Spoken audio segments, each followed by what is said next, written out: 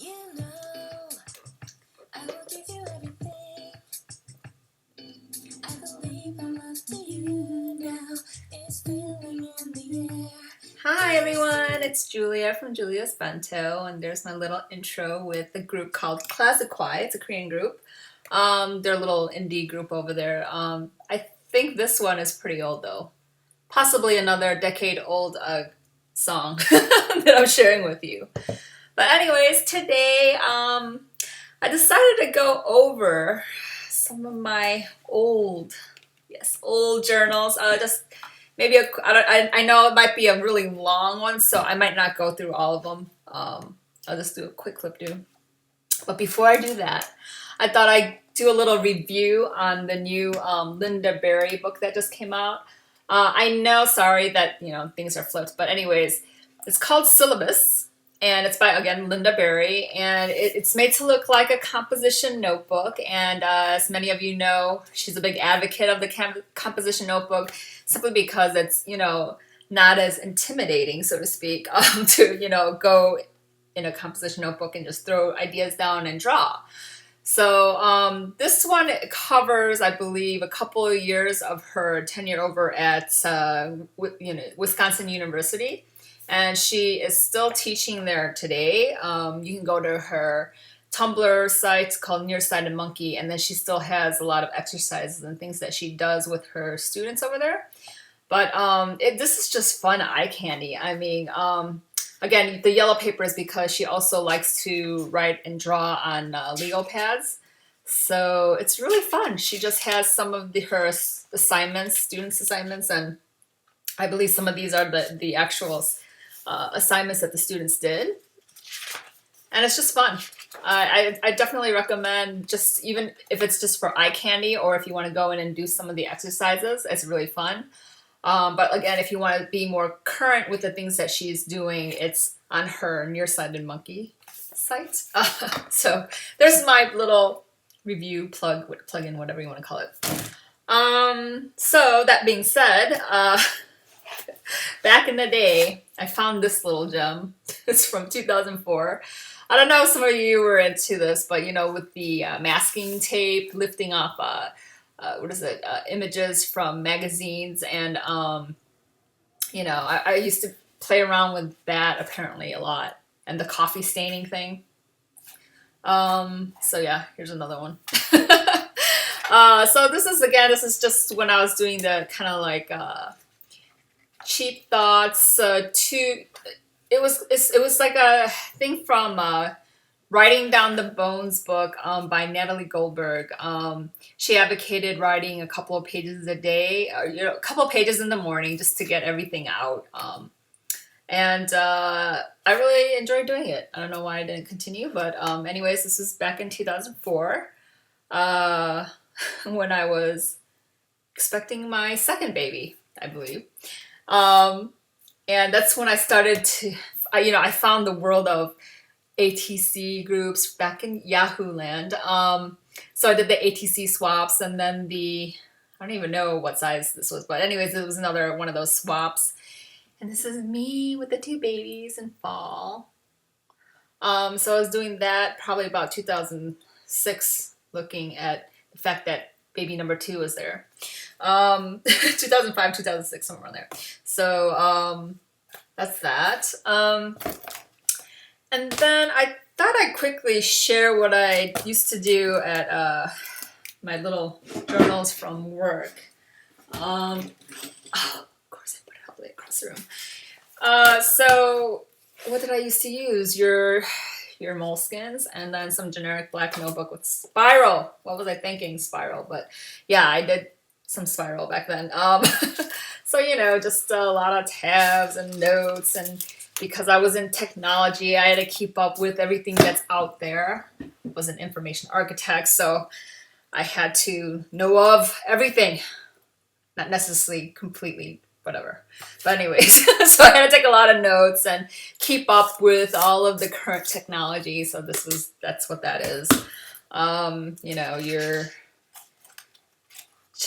So I had a lot of tabs going on, a lot of notes. Then I guess I found these that's when these big ones started coming up, and of course, yes, those are a lot of sticky notes. I use a lot of that. And then I guess this is when I was over in London for a bit. I found one of these moleskins, those thin ones, and then this is when they just started coming out with the colored covers and not just the generic black. And I was really into red. I still am, as you can see. But so I think I was just playing around with that, mostly writing, but just playing around inside of it. So when I just in London is probably when I started really dabbling back into the arts a bit, and then it trickled over once I moved to the U.S. And that being said, I thought I would cover really quick what kind of got me back to doing daily drawings, where it was actually planners, believe it or not. I mean, I get it, like everybody's into Filofaxes, but I don't like the rings. But I won't get into that later. So I get why everybody's into the Filofax. And of course now, as I'm kind of obsessive about my Hobonichi. But it's about, when you kind of tell yourself, oh, I have to draw daily, you don't tend to do it. But for some reason, when you have the idea of like a calendar, like a day, and a blank page stares up at you if you didn't do it, it's kind of like one of those things where it holds you accountable. And I think that's why the Hobonichi works so well for many, because you have the dates there, whether you decide to just use it as a general art sketchbook or something like an illustration of your day.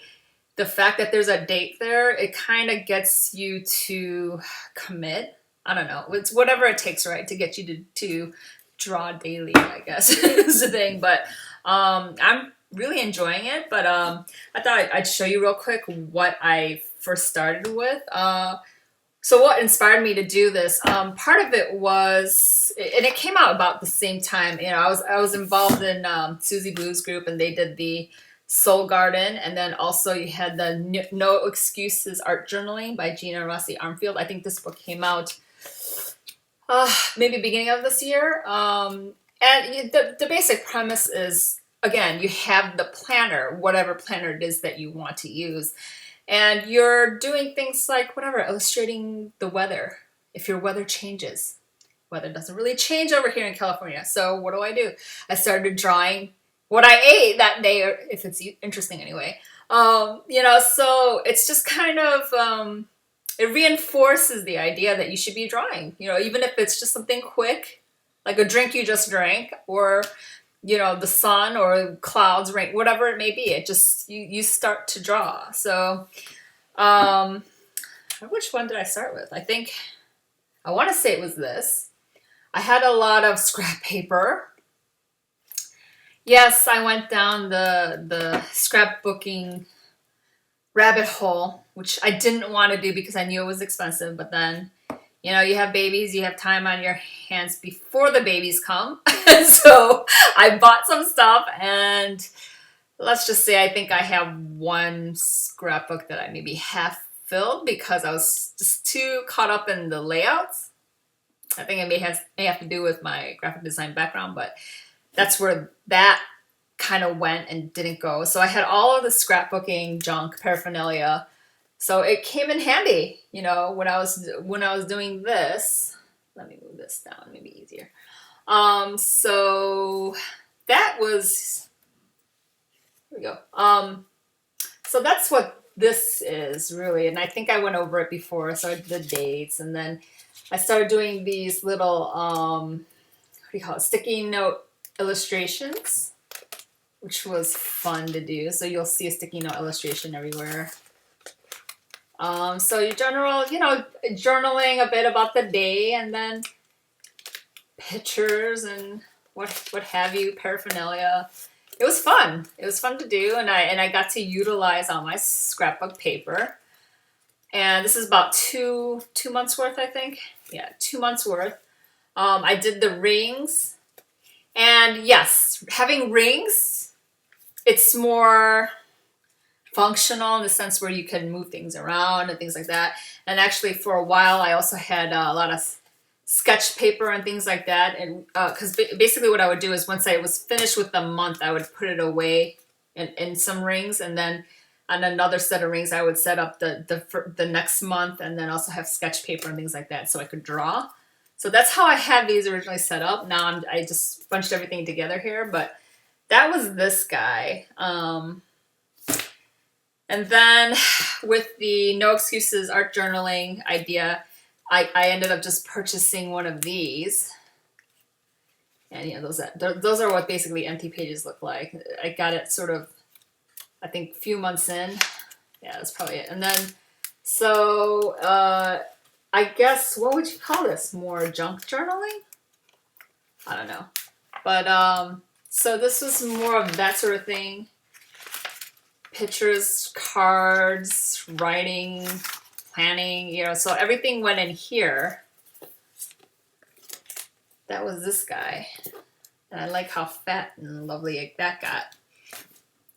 And then I decided to do this.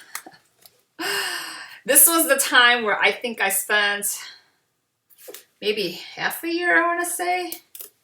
About half a year in only this journal. Yes, one journal. I committed. I tried not to start other journals, and I just did this. And it's the Global Watercolor Journal. Let me see, what's the actual name? Oh, Handbook. The Handbook? Global Art Materials Incorporation. So it's green, the green one. And it came out pretty fun. I did fun stuff. I did everything from just drawing to doodling and journaling on top of when I started doing those.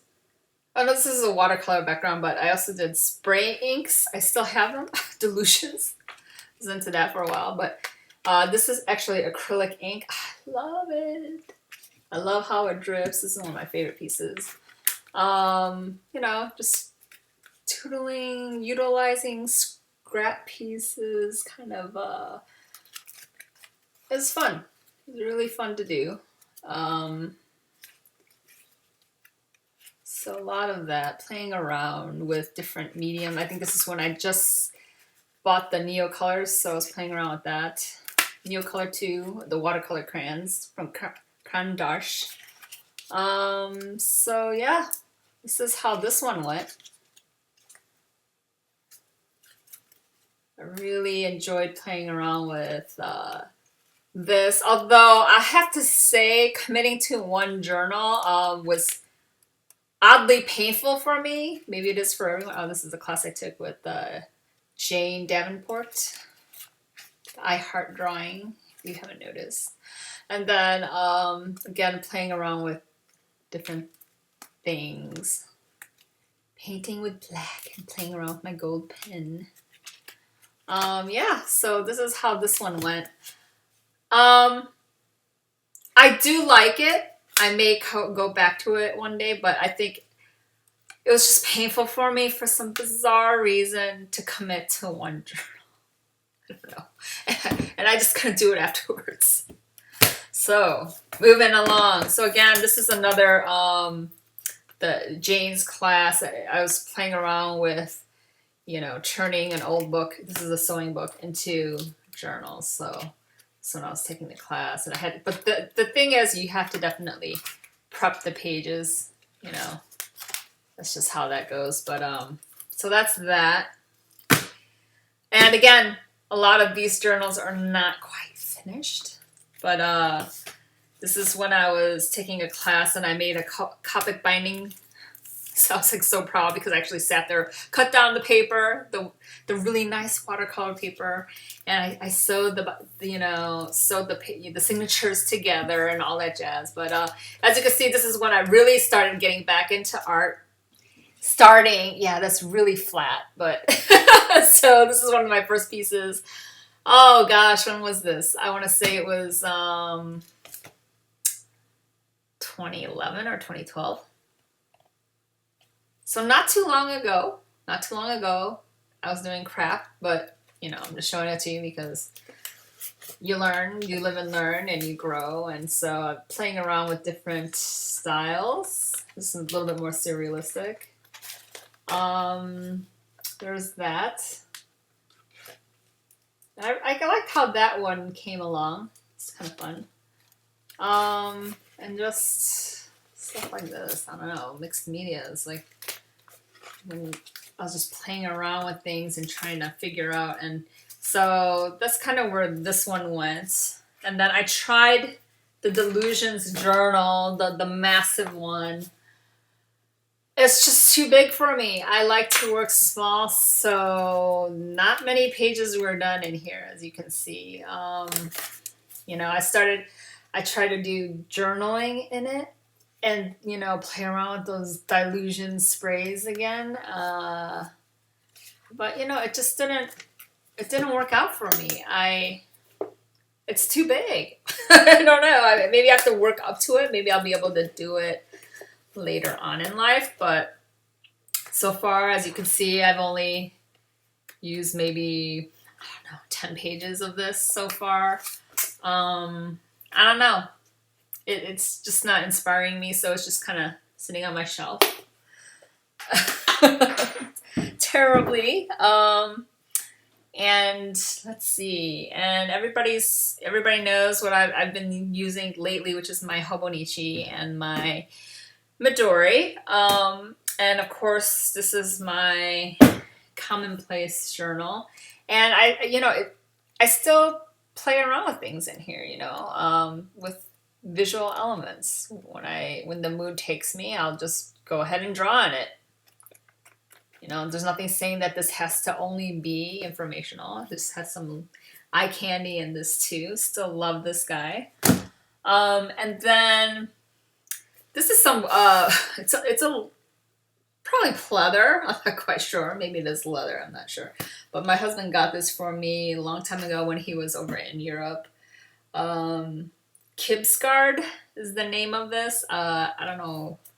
I don't remember exactly where he got it from. But anyways, I kind of used this as, I want to call it like a mood journal, so to speak.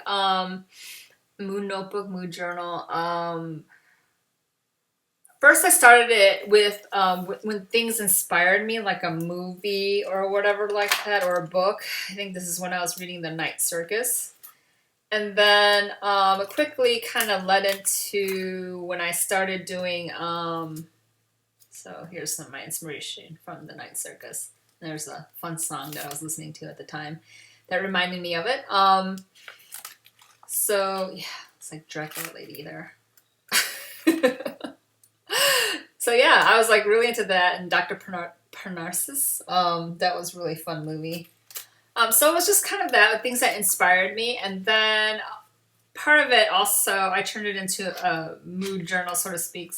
Kind of ode to when you're in the advertisement agency realm, when you're going to do a website, you look at competitive websites and you create a mood board, right? Kind of with that idea in mind, when I started doing some NaNoWriMo stuff, I started, you know, looking into things and, you know, putting information. And I think I showed you guys some of these pages before. So some of my research and images that kind of get me into that mode. This is really fun. I'm also using, I decided to also break it down into a Moleskine notebook. So that's where all my notes are and everything so far. So probably going to add more images and things like that in here. Right now it's all digital, but I also like to have things kind of tactile, as you can tell now. So that's where that's going.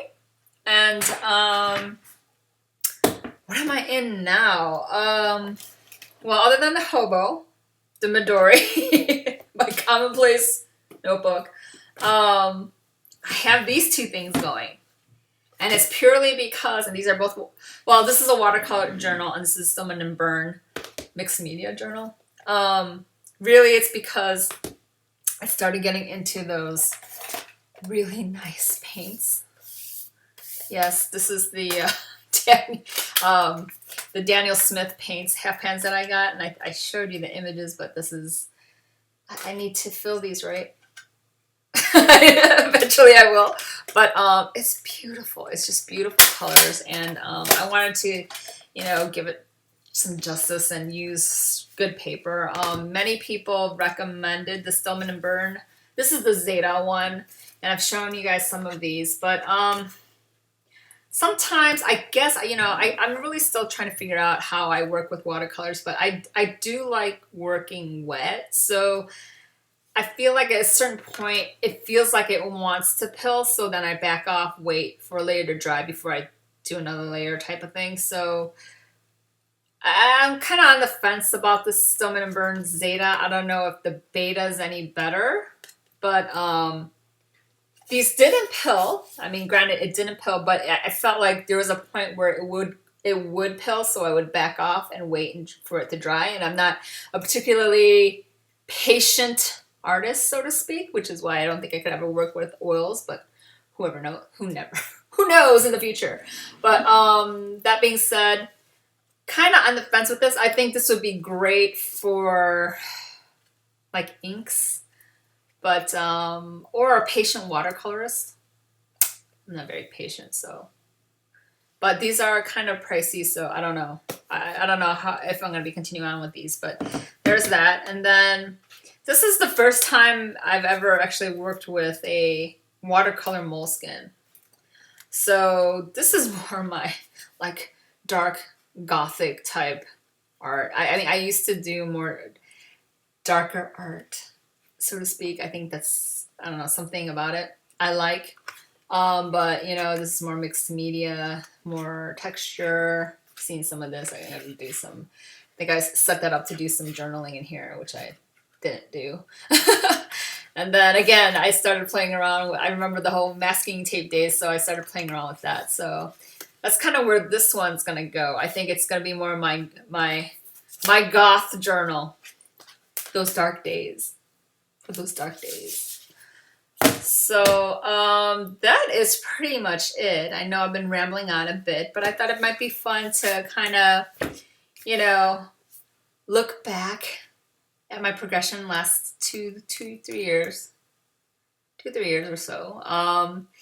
And that's pretty much it. Thanks for joining me on this lovely day. I have some sun. It's been raining on and off here, believe it or not, in California. So hope you have a great weekend, and thanks for stopping by.